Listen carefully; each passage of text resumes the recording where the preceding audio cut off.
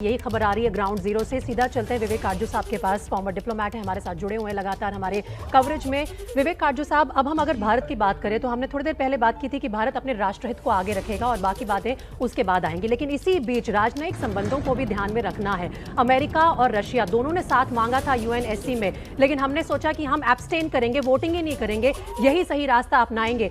काफी लंबे समय तक क्या ये रणनीति काम आ सकती है?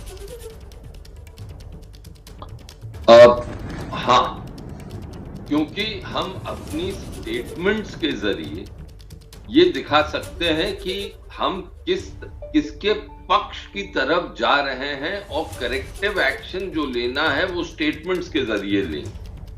वोट किसी के साथ देना खतरा हमारे लिए एक राजनयिक खतरा हो, इसलिए डिप्लोमेसी में, राजनय में जो चीजें हम कहते हैं, जो शब्दों का प्रयोग करते हैं, जो नहीं कहते हैं, उससे हम संकेत देते हैं। और आज के दिन, जैसे मैंने आपसे पहले अर्ज किया था, उसी प्रकार से हमने तिरुमूर्ति साहब ने जो कल हमारे जो एम्बेसडर हैं यूएन के, उसमें उन्होंने संकेत दे दिया कि हम खुश नहीं हैं।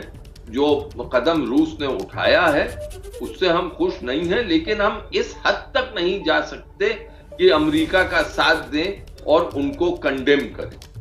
चीन ने भी देखिए अब यही किया है।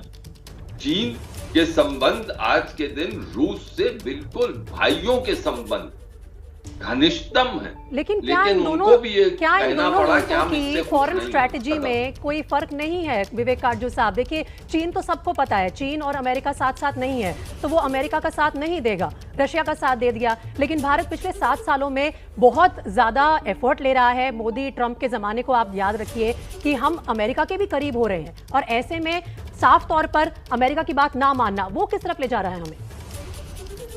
देखिए, अमेरिका के साथ हमारे संबंध बढ़ रहे हैं, लेकिन हमारे संबंध और अमेरिका के संबंध हित एक नहीं है।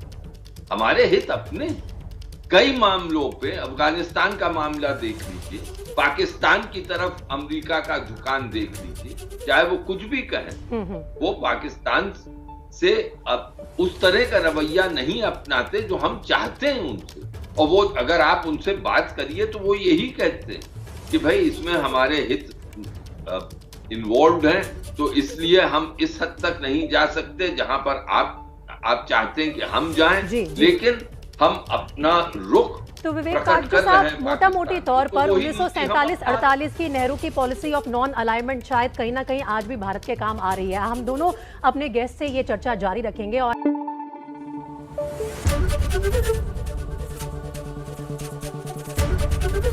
एबीपी न्यूज आपको रखे आगे।